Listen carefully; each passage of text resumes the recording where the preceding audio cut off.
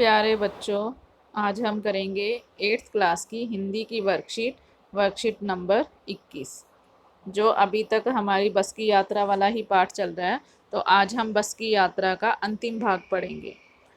तो बस जैसे वो चलती जा रही थी तो एक पुलिया के ऊपर पहुंचे ही थे कि एक टायर फिस करके बैठ गया। बहुत ज़ोर से हिलकर थम गई। अगर स्पीड में होती तो उछलकर नाले में गिर जाती।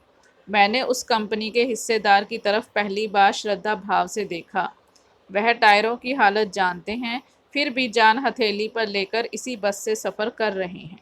उत्सर्ग की ऐसी भावना दुर्लभ है। उत्सर्ग यानी त्याग की भावना दुर्लभ है। सोचा, इस आदमी के साहस और बलिदान भावना का सही उपयोग नहीं हो रहा है। इसे तो किसी क्रांतिकारी आंदोलन का नेता होना चाहिए। अगर बस नाले में गिर पड़ती और हम सब मर जाते तो देवता बाहें पसारे उसका इंतजार करते। तो कहते, वह महान आदमी आ रहा है जिसने एक टायर के लिए प्राण दे दिए, मर गया पर टायर नहीं बदला। मतलब ये एक तरह से उसके ऊपर व्यंग्य कर रहा है कि उसको पता भी था कि भी टायर की कैसी हालत है, फिर भी उसने टायर बदले नहीं। तो उसको व्यंग्य कर रहा है कि एक टायर के लिए अपनी जान गंवा दी। तो दूसरा घिसा टायर लेकर बस फिर चली। अब हमने वक्त पर पन्ना पहुंचने की उम्मीद छोड़ दी थी। पन्ना कभी भी पहुंचने की उम्मीद छोड़ दी थी। पन्ना क्या, कहीं भी कभी भी पहुंचने की उम्मीद छोड़ दी थी। लगता था जिंदगी इसी बस में गुजारनी पड़ेगी और इससे सीधा उस लोक को प्रयाण प्रयाण यानी मर जाएंगे। इस पृथ्वी पर उसकी कोई मंजिल नहीं है।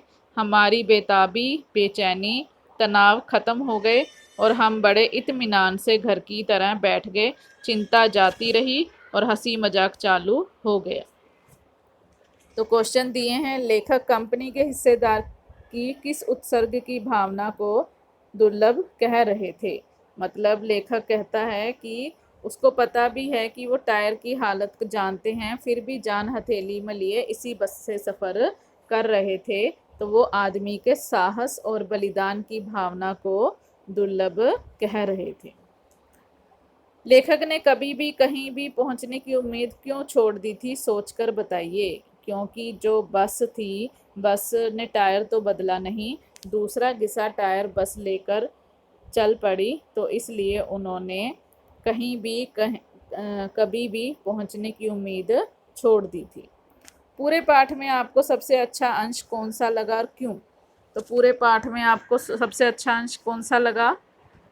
अगर आपको अपनी तरफ से कोई भी अच्छा लगा हो तो आप वो लिख सकते हैं, नहीं तो आप ये भी लिख सकते हैं कि भी हमें ये वाला अंश लगा अच्छा कि जब बस की हालत को देखते हुए सारे जने उसके अंदर, बस के अंदर बैठ गए। यदि आप लेखक के साथ उस बस में यात्रा कर रहे होते तो आपका अनुभव क्या होता? तो कल्पना कर अपने अनुभव को लिखिए। तो अगर हम लेखक के साथ उस बस में यात्रा कर रहे होते तो हम भी घबरा जाते।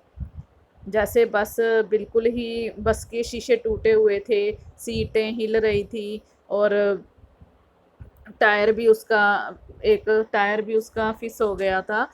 तो हम बिल्कुल घबरा जाते, अपने जीने की आस छोड़ देते।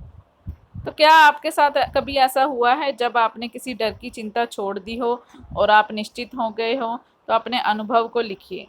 तो अगर आपके साथ कभी ऐसा हुआ है तो आप उसके बारे में अपने अनुभव को नोटबुक में लिख सकते हैं।